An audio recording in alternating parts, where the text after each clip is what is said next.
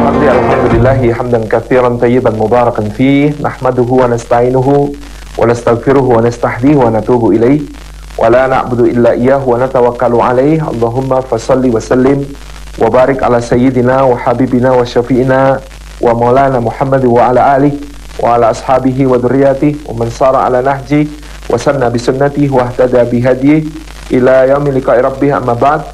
Hadratul Afadil, Hadratul Mukarramin yang kami takdimi, segenap pimpinan Fakultas MIPA Universitas Islam Indonesia, yang kami takdimi jajaran pengurus UKM MIPA UI dan panitia Glory Festival 2021. Barakallahu fikum. Dan kita takdimi moderator kita dan juga seluruh hadirin hadirat yang tidak dapat disebut satu persatu peserta acara kita pada pagi menjelang siang hari ini. Puji syukur kita aturkan kehadirat Allah dalam kesempatan yang berharga ini. Allah himpunkan kita meskipun hanya secara daring, secara online, insyaallah tidak mengurangi semua keutamaan bermajelis ilmu yang bisa kita raih dari sisi Allah Subhanahu wa taala. Semoga setiap langkah yang kita tempuh pada hari ini menjadi pemudah jalan kita semua menuju ke surga, dan semoga duduk kita semua termasuk taman di antara taman-taman surga, tempat Allah mencurah-curahkan rahmatnya, menaungkan sayap-sayap malaikatnya, menurunkan sakinah ke dalam hati kita, dan menyebut-nyebut nama kita semua dengan bangga pada makhluk-makhluk mulia yang ada di sisinya. Hadirin hadirat, Bapak Ibu yang dirahmati oleh Allah Subhanahu wa taala, ilmu pengetahuan, sains adalah satu bagian dari misi peradaban Islam yang bahkan ditegaskan oleh Allah Subhanahu wa taala sejak turunnya wahyu pertama kepada Rasulullah sallallahu alaihi wa alihi wasallam, di mana 5 ayat dari surah Al-Alaq yang turun kepada Rasulullah sallallahu alaihi wasallam ini memberikan amanat. A'udzubillahi minasyaitonir rajim. Iqra bismi rabbikal ladzi khalaq, khalaqal insana min 'alaq. Iqra wa rabbukal akramul ladzi 'allama bil qalam, 'allamal insana ma lam ya'lam. Iqra, bacalah, bismi rabbika, dengan nama Rabbmu, alladzi, yaitu zat, khalaqa, yang telah menciptakan. Kata Rabb dalam bahasa Arab tidak bisa kita terjemahkan langsung ke dalam bahasa Indonesia, karena menurut para ahli bahasa kata Rabb mengandung makna yang sangat luas. Pencipta, pemelihara, pemberi rizki, pengatur segala urusan, pemilik, penumbuh, pengembang, pendidik, pengajar, dan pemberi bekal. Ini yang kita tidak bisa terjemahkan kata Rabb itu. Tapi di antara salah satu unsur dalam makna Rabb adalah Khaliq atau pencipta. Maka Allah ketika memperkenalkan dirinya, Iqra bismi rabbikal ladzi khalaq, bacalah dengan nama Rabbmu, maka dia pilih salah satu makna itu sebagai pintu untuk mengenalkan dirinya, alladzi khalaq, yaitu zat yang menciptakan. Padahal tadi selain menciptakan tentu memberi rezeki, mengatur segala urusan, memiliki, menguasai, dan lain sebagainya. Rabb yang menciptakan. Tentu ciptaannya ada segala hal yang tampak maupun tidak tampak, nyata maupun yang gaib, yang ada di semesta raya ini, di seluruh bilangan waktu dari awal zaman sampai akhirnya. Itu semuanya ciptaan Allah. Tetapi kita diminta merenungkan penciptaan yang sederhana. Khalaqal insan, yaitu penciptaan kita sendiri. Khalaqal insan, yang menciptakan manusia. Dalam menciptakan manusia ada penciptaan pertama dan ada penciptaan lanjutan. Penciptaan pertama, penciptaan lanjutan, dan penciptaan istimewa. Penciptaan pertama, Sayyidina Adam alaihi salam diciptakan oleh Allah dari saripati tanah, yang kemudian darinya diciptakan pula istrinya. Penciptaan lanjutan seperti yang kemudian kita alami secara normal sebagai manusia dari percampuran bibit antara ayah dan ibu. Penciptaan edisi spesial, edisi khusus seperti misalnya pada Sayyiduna Isa bin Maryam alaihi salam, gitu ya.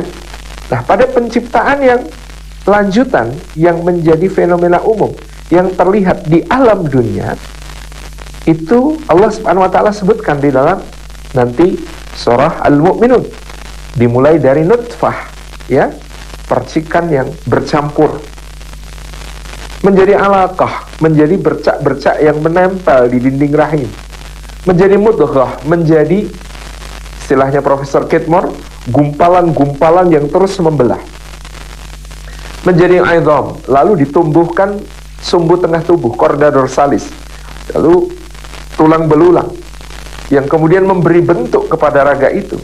Allah Subhanahu wa taala titahkan, ya, pembelahan itu tumbuh ke masing-masing arah dengan segala kekhasan dan fungsinya. Ada yang ke atas menjadi kepala, ada rambutnya, ada yang ke bawah menjadi kaki, ada kukunya, ada yang ke samping menjadi tangan, ada jarinya, ada yang ke depan menjadi wajah, ada mata, hidung, dan mulutnya, ada yang ke tengah, ya, menjadi dada, ada jantung, ada paru, ada ke bawah, ada lambung, usus, dan seterusnya. Betapa dari asal satu itu berkembang menjadi begitu luas, begitu dahsyat, begitu spesifik masing-masingnya. Maka di buku Dan Brown, ya, tentang origin, kita membaca tentang bagaimana kemudian dengan sederhana, ya, orang yang melek sains bisa membantah ateisme dalam soal penciptaan, karena ada pattern, ada kode, ada pola, ada kode. Kalau pola, ya, itu, ya, kita bisa melihatnya sebagai fenomena. Bolehlah orang mengatakan pola itu adalah sesuatu yang muncul di dunia secara, ya, acak, gitu. Tapi kode itu pasti tidak ada. Kode, ya, itu pasti di coding, ya. Kalau kita bikin program komputer ada namanya coding, ya, itu pasti ada codernya, ada orang yang melakukan coding, gitu ya.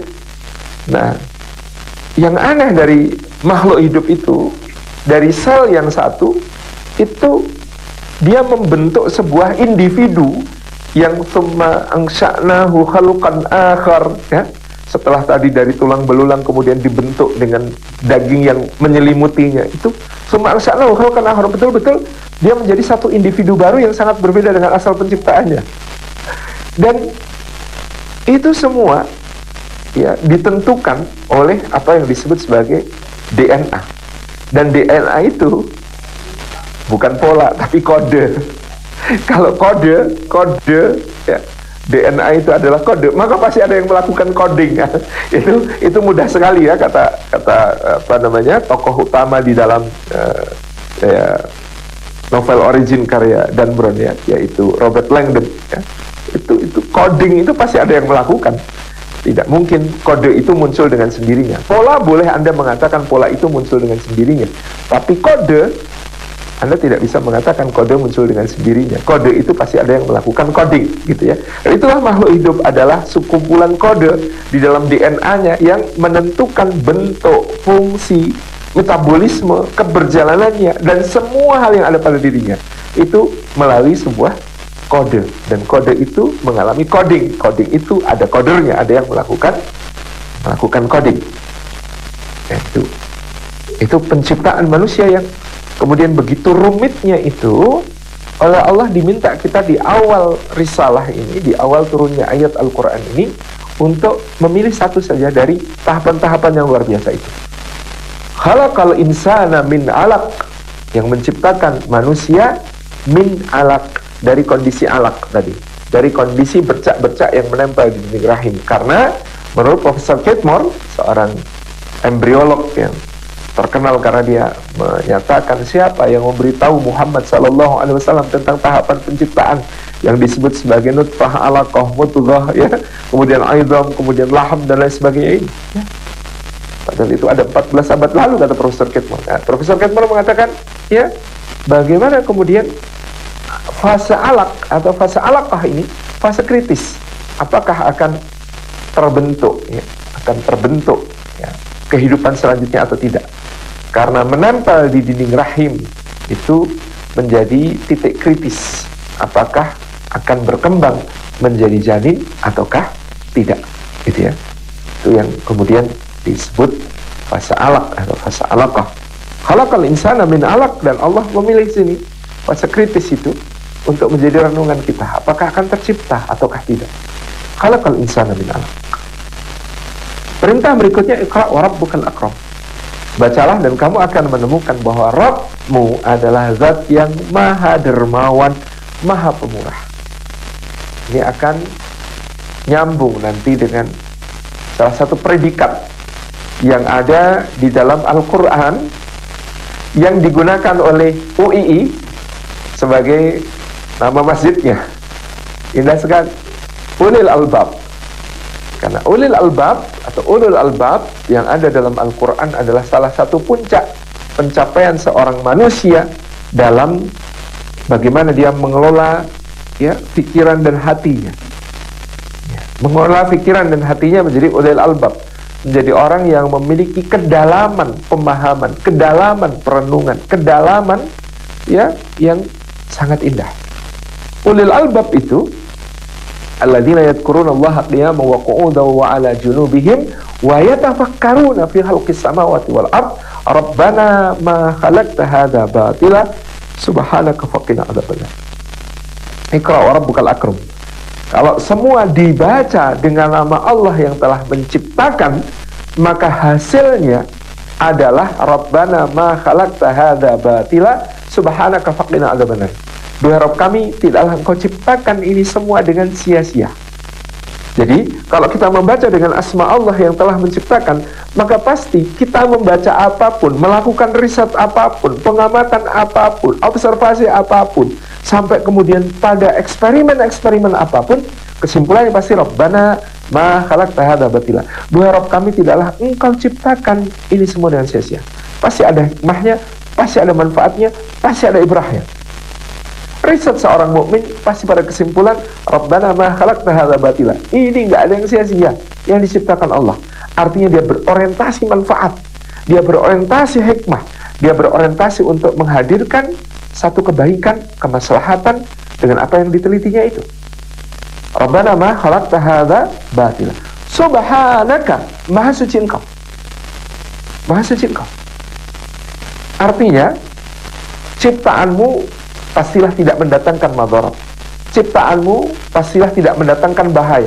Ciptaanmu pastilah tidak mendatangkan malapetaka. Ciptaanmu pastilah tidak merugikan, menyakiti, apalagi menzalimi manusia. Kalau sampai terjadi ada kesengsaraan, penderitaan, kenestapaan pada manusia karena apa yang ada di semesta ini, Subhanaka, maha suci Engkau, itu pasti karena ulahnya manusia.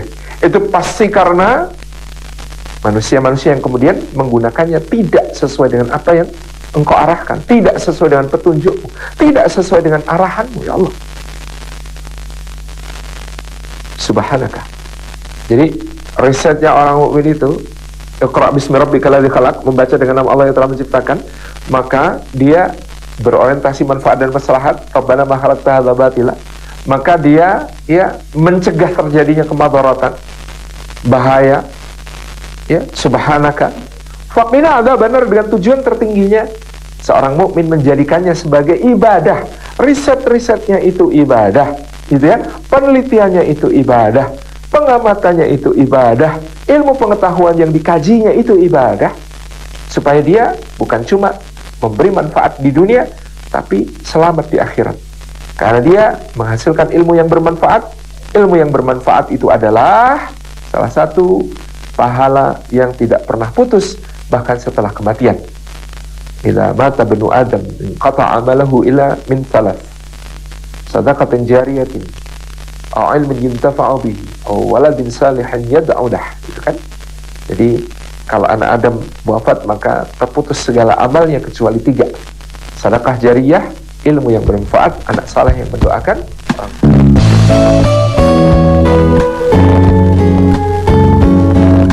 Radio Samara FM.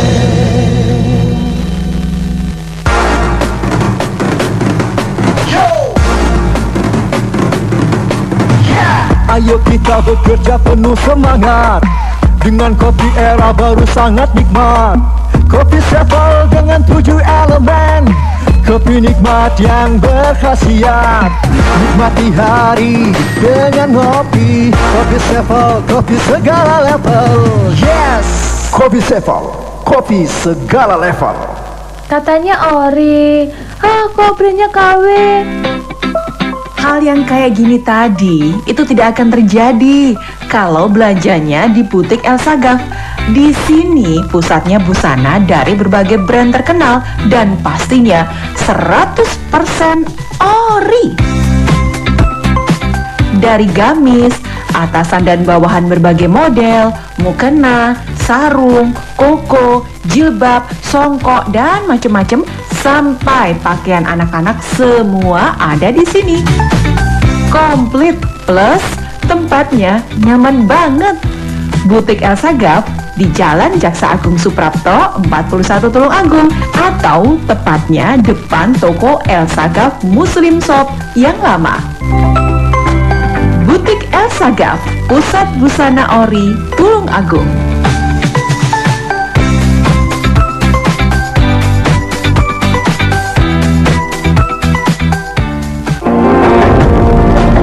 Anda sedang menyimak program kajian siang bersama Ustadz Salim Afillah.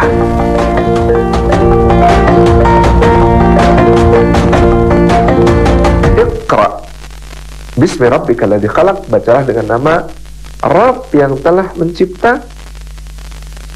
Maka kesimpulannya pasti Rabbana ma khalaqta hadza batila. Ini harus diorientasikan manfaat dan maslahat sebesar-besarnya. Subhanaka.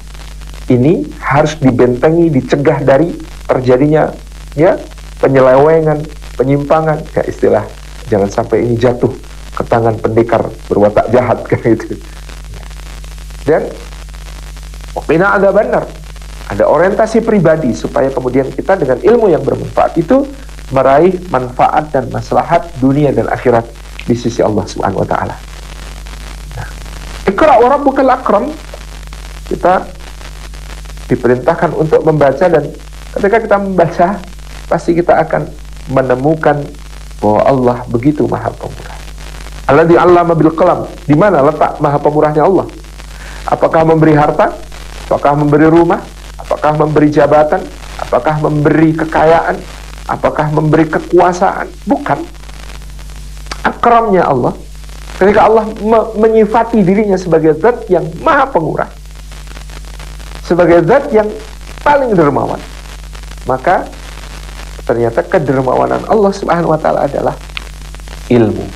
Alladzi 'allama bil qalam, yaitu Allah yang mengajar dengan perantaraan pena, literasi, melek huruf, membaca, menulis, menjadi wasilah sejak dahulu berkembangnya ilmu pengetahuan. Maka konon revolusi pengetahuan itu ada 3. Yang pertama, Cailun bikin kertas. Cailun dari dinasti Han Timur membuat kertas dari serat-serat bambu yang dia masak sampai lumat, yang kemudian dia cetak menjadi lembaran-lembaran. Dahulu di masa di dinasti Zhou, masa Konfusius, dulu nulis itu masih pakai bilah-bilah bambu yang diikat, dijalin satu sama lain dan dikerat dengan pisau. Maka di masa dinasti Han mulai dengan kertas, meskipun awalnya kertas mahal. Jadi dulu kalau yang murah pakai bambu itu pun masih mahal, yang mahal pakai sutra kalau nulis. Dengan Cailun bikin kertas dan kemudian pembuatan kertas semakin berkembang, maka ilmu pengetahuan menjadi semakin murah, tapi masih mahal karena masih ditulis tangan. Maka revolusi kedua dari ilmu pengetahuan adalah Johannes Gutenberg bikin mesin cetak, sehingga sebuah bahan tulisan untuk dibaca bisa diperbanyak dengan cara yang cepat. Imam Ad-Dahabi cerita pada masa beliau, kira-kira pada tahun 1200 Masehi, itu harga satu kopi Sahih Bukhari. Sahih Bukhari itu satu kopi, satu eksemplar, karena waktu itu disalin dengan tulisan tangan dan diberi hiasan indah di tepinya itu harganya 1000 dinar. 1000 dinar itu padahal 1 dinar. 1 dinar itu 4,25 gram emas 22 karat. Berarti kalau 1000 dinar itu 4,25 kilogram emas. Itu untuk 1 kopi Sahih Bukhari. Itulah kenapa para ulama pada zaman itu ya menghafal, ya bukan beli buku cetakan. Karena mahal sekali. Satu-satunya ulama mungkin yang kemudian dicatat dalam sejarah memiliki perpustakaan yang lengkap dengan buku-buku yang banyak dan mahal itu ya Ibnu Hazm al-Andalusi ya, gitu ya. Karena dia seorang pangeran ya, anak seorang menteri, perdana menteri berjabatan tinggi, sehingga dia gunakan harta orang tuanya untuk membeli buku-buku mahal sekali waktu itu. Nah, dengan Johannes Gutenberg bikin mesin cetak, tentu diperbanyak ya, dengan begitu mudahnya berbagai halnya. Kemudian yang berikutnya, revolusi ilmu pengetahuan itu adalah Google. Karena Google menciptakan sebuah perpustakaan maya tanpa batas ya. Jadi dari Cailun bikin kertas, Gutenberg bikin mesin cetak, lalu muncullah Google yang membuat kita ya berada di perpustakaan maya tanpa batas yang sangat dahsyat. Kita sangat andalkan. Nah, sampai-sampai bukan pengubah ayat, tetapi ada dalil baru. Fas'alu Google in kuntum la ta'lamun. Maka bertanyalah kepada Google jika kamu tidak mengetahui. Meskipun hasil-hasil yang dicarikan oleh Google itu harus melalui proses verifikasi berikutnya yang sangat-sangat ketat, tetapi paling tidak dia membuka untuk kita sebuah perpustakaan maya tanpa batas. Kita bisa melihat ya, berbagai hal yang kemudian dikatakan orang atau ditulis orang tentang suatu subjek yang kita ingin tahu hanya dengan mengetikkan kata kunci tertentu di Google. Ini luar biasa ya. Jadi apa yang kemudian kita lihat hari ini ya di dalam perkembangan dunia ilmu pengetahuan tetap masih dalam koridor apa yang disebutkan Allah. Alladzi 'allama bil qalam. Allah yang mengajar manusia dengan perantaraan pena. 'Allamal insana ma lam ya'lam, yang mengajarkan kepada manusia apa-apa yang belum diketahuinya. Jadi ketika Allah mensifati dirinya dengan sifat akram, dengan sifat maha pemurah, maka sesungguhnya dia tidak bicara tentang karunia yang berupa hal-hal lain, harta, kekayaan, kekuasaan, jabatan, pakaian, ya, makanan, atau apapun, kesehatan bahkan, bukan. Maha pemurahnya Allah Subhanahu wa taala adalah alladzi 'allama bil qalam, 'allamal insana ma lam ya'lam. Ketika dia mengajar dengan perantaraan pena, mengajar kepada manusia apa-apa yang belum diketahui. Jadi, Bapak dan Ibu, rekan-rekan semua yang disayang oleh Allah Subhanahu wa taala, dari sini kita tahu ya, ilmu pengetahuan adalah sebuah amanah bagi orang-orang beriman untuk Rabbana ma khalaqta batila, Rabbana ma khalaqta hadza batila, untuk kita cari sisi maslahat sebesar-besarnya bagi manusia, bagi hewan, bagi tumbuhan, bagi alam. Rabbana ma khalaqta hadza batila, subhanaka, untuk kita benteng sedapat mungkin dari peluang-peluang, potensi-potensinya untuk memberi kerusakan, memberi kehancuran, memberi kemadaratan bagi kehidupan di bumi, dan waqina adzabannar, dan menjadi jalan kita untuk beribadah, jalan kita untuk mendapatkan pahala besar di sisi Allah, dimasukkan ke dalam surga, dijaga dari api neraka. Ini framework kita di sini. Framework kita sebagai seorang mukmin terkait ilmu pengetahuan adalah membacanya dengan asma Allah yang telah menciptakan, memahaminya sebagai karunia Allah yang sangat besar, karena dia adalah zat yang maha pemurah, dan kepemurahannya ditunjukkan dengan mengajari kita ilmu, lalu menjadikannya wasilah agar tercapai manfaat, Rabbana ma khalaqta hadza batila, agar tercegah madarat, subhanaka, agar menjadi jalan kita untuk beribadah kepada Allah, faqina adzabannar. Nah, menarik di dalam perkara ini ada satu ungkapan ya, bahwa dari Malik bin Nabi rahimahullah ta'ala, ketika ilmu pengetahuan melayani iman, maka peradaban akan menanjak. Ketika ilmu pengetahuan hanya untuk ilmu pengetahuan itu sendiri, maka peradaban akan stagnan. Dan ketika ilmu pengetahuan melayani syahwat manusia, maka peradaban akan terpuruk. Perhatikan, kuncinya pada ilmu pengetahuan. Dia melayani siapa? Ketika ilmu pengetahuan melayani iman, maka peradaban akan menanjak. Ketika ilmu pengetahuan melayani ilmu pengetahuan itu sendiri, maka peradaban akan stagnan. Dan ketika ilmu pengetahuan melayani syahwat hawa nafsu manusia, di saat itulah peradaban akan terpuruk. Nah, ini menjadi satu rambu-rambu yang penting bagi kita para ilmuwan mukmin untuk menjadikan iman sebagai salah satu orientasi khidmah dari ilmu pengetahuan. Kenapa di awal masa peradaban Islam itu berkembang dengan begitu pesatnya? Tentu diantaranya adalah karena melayani iman. Ketika Rasulullah SAW mensunahkan untuk kita berwewangian, mensunahkan untuk kita memakai haruman yang beliau tekankan ketika menghadap Allah, beliau tekankan ketika menemui keluarga, beliau tekankan untuk salat, beliau tekankan untuk tampil rapi wangi sebagai penghormatan kepada sesama. Maka bermula dari pewangian, tumbuh kemudian ilmu kimia, tumbuh kemudian bagaimana Jabir Ibnu Hayyan menulis Kitabul Hawi, Bismillahirrahmanirrahim, Kitab Al-Hawi yang dimulai dengan nama Allah yang Maha Pengasih lagi Maha Penyayang. Ilmu pengetahuan melayani iman. Kitabul Hawi, Bismillahirrahmanirrahim. Jadi judulnya itu bukan cuma Kitabul Hawi, tapi sampul dari manuskrip yang ditulis oleh Jabir Ibnu Hayyan itu adalah Kitabul Hawi, Bismillahirrahmanirrahim.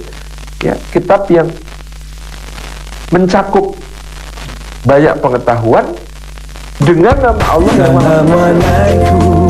Assalamualaikum, tebarkan salam kepada semua. Mari kita bersama-sama merajut ukhuwah menebar rahmat. Samara FM, Samara FM, merajut ukhuwah menebar rahmat. Melayani iman.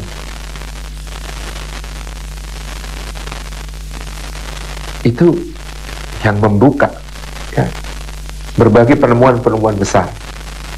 Ketika kaum muslimin itu memiliki kewajiban taharah, berwudu sebelum salat, mandi jinabah setelah haid ataupun setelah berhubungan suami istri supaya tersucikan dari hadasnya, maka riset-riset tentang bagaimana air bisa cukup, bagaimana air bisa dialirkan ke tempat yang membutuhkannya untuk kepentingan taharah itu, bagaimana kemudian sabun dan alat-alat pembersih digunakan untuk mewangikan suasana mandi, menjadi berkembang luar biasa. Sehingga bukan mitos kalau dikatakan pasukan salib Eropa datang dengan perspektif mandi itu aktivitas berbahaya. Bahkan konon sampai abad ke-18 di Inggris maupun Perancis, orang masih menganalogikan mandi itu seperti kulit telur yang dibasuh. Kalau antum punya telur, kulitnya dibasuh, digosok-gosok, maka dibiarkan beberapa saat, telur itu akan busuk. Kenapa? Karena ada bakteri masuk ketika kemudian kulit telur itu dibersihkan. Jadi orang Inggris dan Prancis memandang kita kalau mandi itu dalam bisa busuk gitu ya, kayak telur yang dicuci. itu pandangan sampai abad ke-17 dan 18. Anda tahu Louis ke-14, Leroy Solar yang digelari Raja Matahari, raja terbesarnya Prancis, yang punya semboyan L'État c'est moi atau negara adalah saya itu, dan membawa Prancis ke puncak kejayaannya. Konon selama hidup dia hanya mandi 3 kali. sepanjang hidupnya mandi 3 kali. Sebagai gantinya untuk tidak mandi, untuk menutup bau keringat gitu ya, apa yang dilakukan? Dia hanya menaburkan bedak ke badannya. Tidak pernah mandi. Hidup sampai usia 70. Bayangkan, seumur hidup mandi 3 kali, dia hidup sampai umur 70-an. Karena itu, karena mereka memandang mandi sebagai aktivitas berbahaya.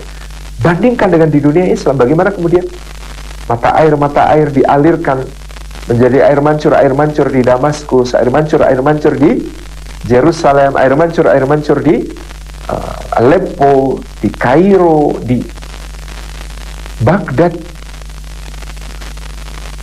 Di tempat-tempat pemandian yang tentu kalau lihat sekarang yang masih mewarisi adalah Turkish bath, tapi sebenarnya itu bukan Turkish, karena itu dimulai dari berbagai masa sebelumnya, terutama dari Daulah Umayyah dan Abbasiyah.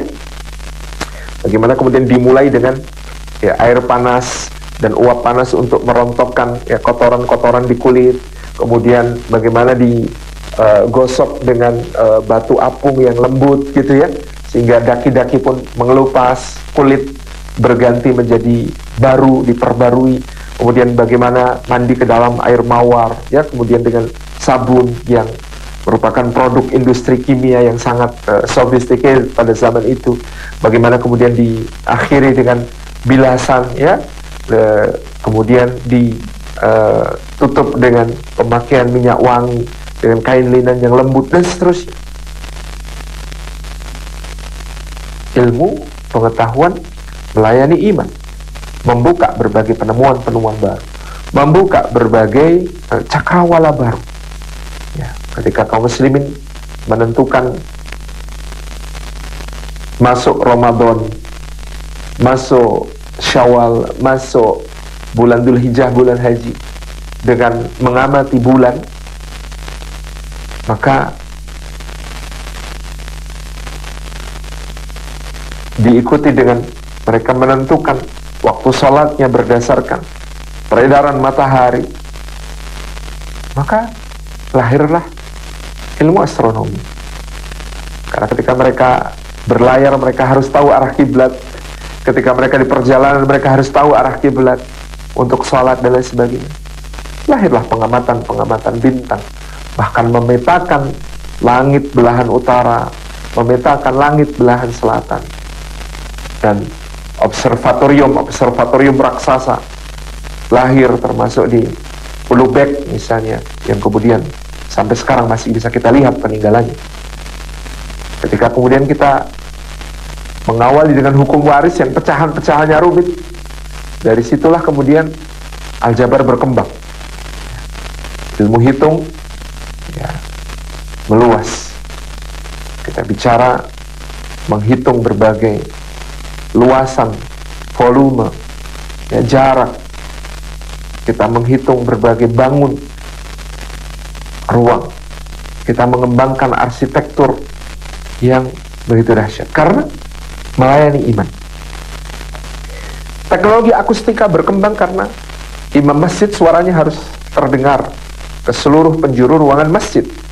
Maka dalam catatan di masa Imam Syafi'i disebutkan Masjid Jami Al-Mansur di Baghdad dibangun dengan teknologi akustika terbaik pada zaman itu, sehingga suara khatib dan suara imam itu bisa didengar di semua sudut masjid hanya dengan memodifikasi bentuk kubah dan bentuk ruangannya serta bahan yang digunakan untuk membangunnya, sehingga suara khatib bergema dengan sangat baik didengar oleh seluruh hadirin yang ada dalam masjid yang berkapasitas pada zaman itu ya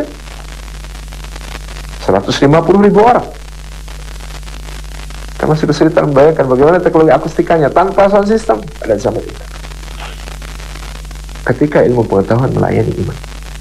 Tapi begitu ilmu pengetahuan itu melayani hanya ilmu pengetahuan ansih, ya riset buat riset, bukan untuk melayani keimanan, melayani peningkatan kualitas hidup manusia, melayani ya penjagaan ya akhlak manusia gitu, maka dia akan stagnan kalau tidak diniatkan itu.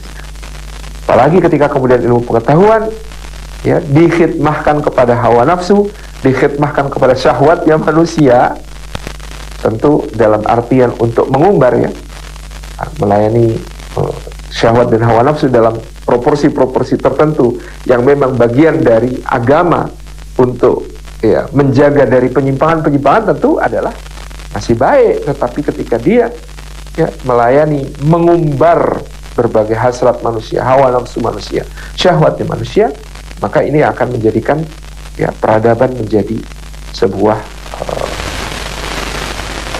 keterpurukan yang menyedihkan. Seperti Andalusia di akhir masa Granada, ya, Sultan Abu Abdillah dari Granada itu punya kolam yang diatur sirkulasinya diisi dengan wine. Bayangkan, kolam isinya wine, diatur sirkulasi dengan wine. Dan kemudian berenang di situ bisa, ya, ketelan-ketelan sedikit nggak apa-apa, mau wine gitu, ya. Kemudian pesta-pesta diselenggarakan di sekitarnya dan orang menciduk langsung wine dari kolam renang, di mana kolam renang diisi oleh budak-budak perempuan cantik, ya. Ya, seakan-akan sebagai daging di dalam kuah yang siap dinikmati dalam pesta-pesta kerajaan yang seperti itu. Jika ilmu pengetahuan melayani syahwat, maka peradaban terpuruk. Andalusia yang pernah melahirkan Ibnu Firnas yang mencoba terbang, melahirkan Ar-Razi yang kemudian menemukan berbagai terapi atas berbagai penyakit dan lain sebagainya, tiba-tiba kehilangan arah dan jatuh ke dalam keterpurukan yang tidak tersembuhkan sampai hari ini. Itu yang kita lihat. Saya kira masih sangat relevan apa yang disampaikan oleh Malik bin Nabi rahimahullah, bahwa ilmu pengetahuan yang melayani iman akan memajukan peradaban. Dia yang ansih untuk pengetahuan menstagnankan peradaban, dan dia yang melayani hawa nafsu manusia akan menterpurukkan peradaban. Di sisi lain, teman-teman, insyaallah tentu kita sebagai mukmin harus memahami sebuah hakikat penting yang diingatkan oleh Imam Al-Ghazali di abad ke-11. Al-Ghazali menulis Ihya Ulumuddin, menghidupkan ilmu agama. Apa yang beliau maksud dengan ilmu agama? Beliau prihatin melihat di zamannya orang sudah mulai mendikotomi ilmu menjadi ilmu dunia dan ilmu akhirat. Orang-orang yang belajar ilmu agama, fikih, hadis, dan lain sebagainya, mengolok-olok orang-orang yang belajar matematika, yang belajar fisika, yang belajar astronomi, yang belajar matematika, yang belajar arsitektur, yang belajar berbagai ilmu pengetahuan, dengan menyebut mereka sebagai ahli dunia, mengejar dunia, dan lain sebagainya. Sementara orang-orang yang belajar matematika, kedokteran, biologi, dan lain sebagainya ini mengolok-olok orang yang belajar ilmu fikih dan ilmu tafsir dan ilmu hadis dan lain sebagainya sebagai munafik, karena mereka mending mengejar dunia dengan dunia. Sementara orang-orang yang belajar ilmu fikih dan lain-lain ini mengejar dunia dengan ilmu akhirat. Memangnya untuk apa belajar fikih? Supaya jadi hakim, supaya jadi qadhi. Memangnya untuk apa belajar tafsir? Supaya jadi muallim, guru-guru negara. Ya, istilah zaman itu qayyim atau kepala-kepala sekolah, kepala-kepala madrasah besar. Supaya apa belajar ilmu-ilmu itu? Untuk diakui, mendapatkan posisi-posisi yang strategis, keulamaan yang berpengaruh dengan masyarakat. Dikotomi ini sudah tidak sehat, kata Al-Ghazali, karena sesungguhnya tidak ada yang disebut sebagai ilmu dunia dan ilmu akhirat, sebab semuanya adalah ilmu Allah. Beliau sampai mengajukan, bagaimana jika pada hari sebelum Ramadan, satu hari sebelum Ramadan, seorang yang memiliki sakit pencernaan bertanya kepada dokter, "Dok, sebaiknya saya besok puasa atau tidak?" Maka jawaban dokter itu bukanlah hanya aktis medis, melainkan sebuah fatwa agama. "Dok, sebaiknya saya besok puasa atau tidak?" Maka dokter itu tidak sedang menjawab advice medis semata-mata. Dokter itu sedang menjawab dengan sebuah fatwa agama. Bagaimana kata Al-Ghazali kalau soal menutup aurat yang merupakan syarat sahnya salat, ibadah yang paling penting kita, itu kemudian ditegakkan, diberikan kepada orang yang tidak mengetahui halal haram, tidak kenal Allah dan Rasulnya. Maka ilmu tentang tekstil, sejak produksi bahan bakunya, pemintalan benang-benangnya, penenunannya, sampai segala hal yang terkait dengannya adalah ya, menentukan modelnya misalnya, ya, jahitannya, hiasannya, aksesorisnya, semua terkait dengan ibadah, semua terkait dengan kewajiban menutup aurat. Dan itu sudah seharusnya menjadi ilmu yang tidak disebut ilmu dunia, tetapi adalah ilmu Allah Subhanahu wa ta'ala.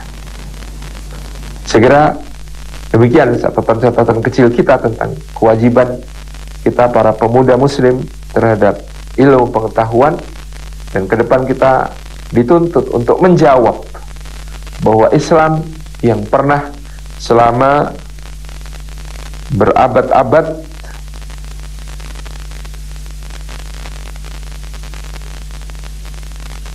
ya menjadi pelita dunia. Ketika Eropa di zaman kegelapan, justru Andalusia bersinar dengan para ilmuwan yang memimpin peradaban. Ketika Perancis, kota Paris belum disebut kota cahaya tapi masih gelap gulita, maka Baghdad gemerlapan. Maka bagaimana umat yang pernah memberikan cahaya kepada dunia terkait bagaimana berilmu dan menggunakan ilmu pengetahuan dengan maslahat yang setinggi-tingginya, dengan madarat yang seminimal-minimalnya, dan dengan niat ibadah yang setinggi-tingginya mendapatkan surga Allah. Bagaimana umat yang seperti ini kembali memainkan peran itu di masa yang akan datang. Semua ada di pundak kita, generasi muda muslim yang insya Allah mudah-mudahan menjadi ilmuwan-ilmuwan sebagaimana para pendahulu kita telah memberikan sumbangsih bagi peradaban. Assalamualaikum warahmatullahi wabarakatuh.